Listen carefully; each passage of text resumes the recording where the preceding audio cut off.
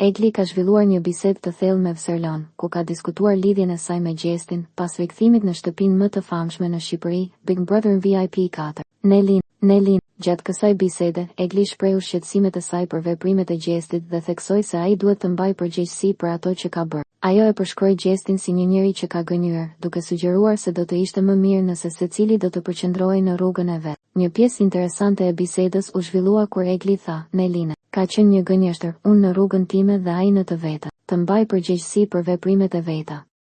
Vserlon ndau mendimin e saj duke thënë: "Neline, këtë po themi dhe ne." Kjo tregon se Egli nuk është e vetme në mendimet e saj. Shumë banor kanë filluar të vënë në dyshim qëndrimin e Gjestit në shtëpi. Egli e konsideron Gjestin si lojtar të fortë, megjithatë, ajo e sheh atë si një individ që e ka lëvizur dinamikën në shtëpicë, por gjithashtu ka shkaktuar përplasje opinionsh. Ajo e përmendi këtë duke thënë: "Neline, ai është lojtar shumë i fortë."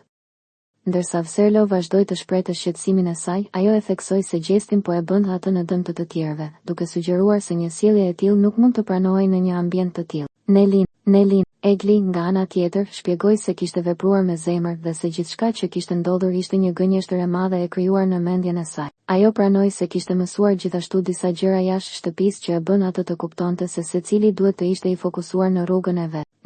Nelin, kjo bisedë e Eglit dhe Vserlos është një reflektim i qartë i tensioneve dhe emocioneve që shpesh shfaqen në ambientin e ngushtë të Big Brother. Shikuesit po e ndjekin me kurreshtje se si strategjitë e banorëve po formohen dhe ndryshojnë në këtë gjendje intense. Nelin, me kalimin e ditëve, duket se tensioni mes banorëve po rritet, duke krijuar një atmosferë dram që do të mbajë shikuesit në majë të karrigeve të tyre. A do të ketë më shumë përplasje? A do të ketë ndonjë disfat të Gjestit si pasojë e kritikave të Eglit? Vetëm koha